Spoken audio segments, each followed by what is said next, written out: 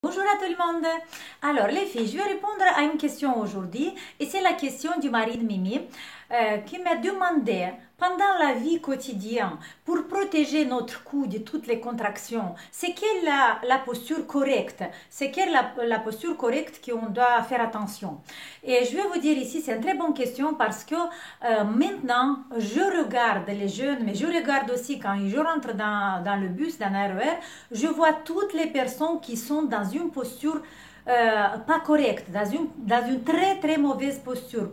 Pourquoi? Parce qu'on est tout le temps en train de regarder le téléphone et on est tout le temps, beaucoup du temps devant l'ordinateur. Et en fait, cette posture,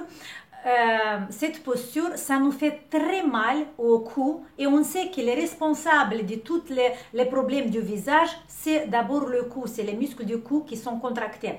Et regardez, maintenant, quand vous me regardez, faites attention. Prenez un moment pour faire attention comment vous êtes, dans quelle posture vous êtes. Et je suis sûre que beaucoup de vous maintenant sont en train de me regarder comme ça. Voilà, je vous montre la posture sur le côté, comme ça. En fait, cette posture, ça fait très, très, très mal.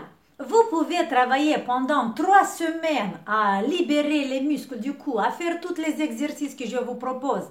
Mais après, une fois que vous avez fini l'exercice, vous vous mettez à regarder l'ordinateur comme ça. Et là, tout le travail que vous avez fait, c'est égal à zéro. Pour ça, de temps en temps, c'est vrai que ça devient, c'est difficile, mais essayez de temps en temps, pendant la journée, par exemple, de mettre votre téléphone à sonner et quand vous attendez le téléphone, observez la posture. Et vous allez voir, ou mettez des petits stickers, des petits papiers sur le frigo, sur votre télé, sur le mur. Attention à la posture et vous allez observer que pendant la journée, beaucoup de fois, vous faites cette posture. Voilà. Et cette posture, c'est quelque chose qui contracte maximum les muscles cervicales. Ok? Alors, c'est cette posture, en fait, regardez. Une posture correcte de notre dos, c'est surtout pour nous, pour les femmes. On doit avoir la poitrine ouverte. En fait, c'est la posture de la danse. Une poitrine ouverte. Allez, faites ce mouvement. Faites une rotation des épaules et amenez les épaules en arrière. Ouvrez votre cage thoracique. OK? Et le menton un tout petit peu vers la poitrine, mais pas beaucoup. Qu'un tout petit peu. Voilà, faites un petit sourire. Et le regard vers le bas. Je rigole, le regard où vous voulez. Mais imaginez que votre colonne vertébrale, ici vous avez, on imagine la première vertèbre qui va s'accrocher au plafond. Voilà, c'est ce mouvement, cette posture, c'est une posture normale dans laquelle la zone cervicale est détendue. Alors, on sort la poitrine, on amène les épaules en arrière, on sort la poitrine et on descend un tout petit peu le menton. Pas beaucoup, qu'un tout petit peu.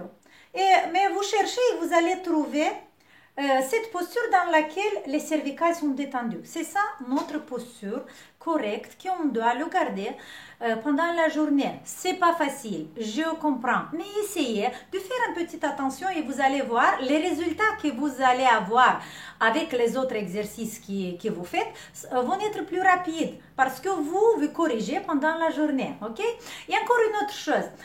Je veux vous dire, il y a beaucoup de personnes, après 1 ou 2 semaines de travail sur le cou, ils ont mal à la tête, ils ont des différentes douleurs, ils ont des muscles contractés et ça c'est pas normal. Pourquoi c'est pas normal? Parce que si on est en bonne santé, une personne en bonne santé qui va faire la gymnastique pour le rajeunissement, cette gymnastique que je vous propose, la gymnastique revitonica, il doit avoir que de bonnes choses. Il doit se sentir plus libre, il doit se sentir plus léger, le cou plus long, la circulation vers la tête améliorée.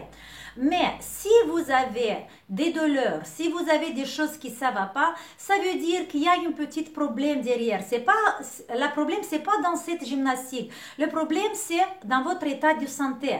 Parce que peut-être vous mangez pas bien, peut-être vous êtes anxieux, peut-être vous avez des autres problèmes de santé. En fait, il y a beaucoup des autres choses que vous pouvez découvrir, par exemple des états, des maladies que vous le découvrez après que vous faites une séance de yoga, par exemple, parce que c'était des douleurs ou des choses qui sont cachées, et avec un seul étirement, avec un étirement ou une contraction, vous allez découvrir quelque chose. Alors, pourquoi j'ai dit ça? Après, par exemple, que vous avez fait un exercice, et vous avez une douleur musculaire, vous attendez 8 heures, ou 10 heures, 12 heures, ou 24 heures, pas 24, mais 12 heures normalement, vous devez avoir la libération, vous devez avoir cette douleur qui passe, ok? Qui devient plus faible. Mais si la douleur musculaire ne passe pas après 3 jours, ça veut dire qu'il y a un problème derrière. Vous essayez encore une fois, et si ça fait trop mal, vous devez voir le médecin parce que peut-être il y a quelques problèmes de santé. Les femmes après 40 ans, vous devez voir votre endocrinologue pour voir la glande thyroïde, pour voir les ovaires, pour voir si votre santé ça vous permet de faire cette technique. Et après, il y a encore une chose, la pression artérielle, la tension artérielle. Si la tension artérielle il est trop bas, vous n'avez pas beaucoup de résultats parce que qu'est-ce qui se passe? Le sang, il n'arrive pas bien vers la tête. Il faut régler ce problème. La première chose que vous pouvez faire pour régler la tension artérielle trop bas, c'est de faire une activité sportive, de bouger. Parce que si vous êtes statique, si vous faites rien, vous faites que le visage et vous oubliez votre corps et vous avez aussi la pression artérielle qui est trop bas, là, vous n'allez pas avoir des résultats. Ok? Pour ça, il faut consulter le médecin. Si vous voyez qu'il y a quelque chose qui ne va pas, il ne faut pas insister à travailler sur un muscle inflammé, sur une inflammation. Vous devez attendre le temps que l'inflammation va diminuer, la douleur va diminuer et après continuer à travailler. Ok? Voilà, c'était ce message pour aujourd'hui. Je vous donne un gros bisou et on se voit demain. Ciao!